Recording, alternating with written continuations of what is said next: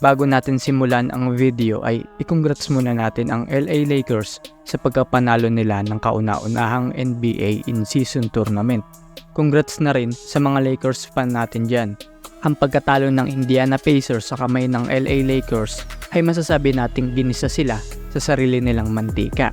Pero bago natin ibunyag kung ano nga bang tinutukoy ko, tignan muna natin ito.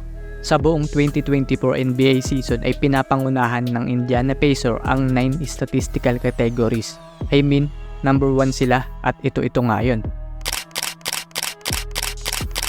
Sa statistic pa lang, masasabi natin na hindi basta-basta ang team na to at pinapangunahan niya ng kanilang superstar in the making na si Tyrese Haliburton.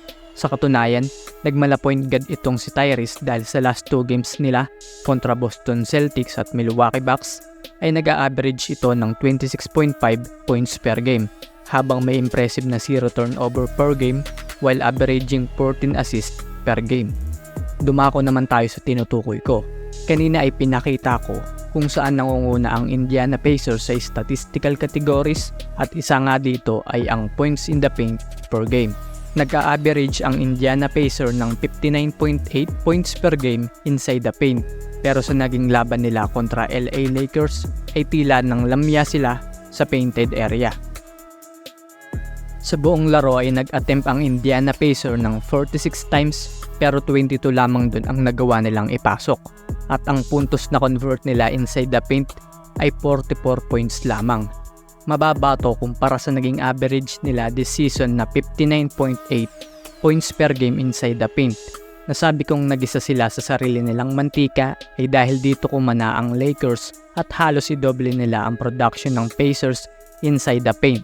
Attack mode talaga ang Lakers at dito sila dinali dahil ang isa sa kahinaan ng Pacers ay ang kanilang depensa. Sa katunayan nga ay pang 28 ang Pacers pagdating sa depensa. Nagtala ang Lakers ng 86 points inside the paint and making 43 shots out of 65 attempts. Sobrang laki ng lamang ng Lakers dito dahil plus 42 sila inside the paint. Isang pangunahing dahilan kung bakit bumagsak ang production nila inside the paint ay ang presence ni Anthony Davis kung saan nakapagtala ito ng 4 blocks. KD attempted 22 shots inside the paint and making 16 of them at 13 doon ay galing sa restricted area. Sa kabilang banda, ang starting center ng Pacers na si Miles Turner ay nag-attempt lamang ng 4 na beses inside the paint at isa lamang ang nagawa nitong ipasok. Na-out-rebound din siya ni Anthony Davis dahil sa buong laro ay nakapagtala lamang itong si Turner ng 7 rebounds habang si AD ay nakapagtala ng 20 rebounds. Tinapos ni Anthony Davis ang laro na merong dominant number na 41 points, 20 rebounds, 5 assists, and 4 blocks. Anong masasabi mo sa video natin, Kamamba?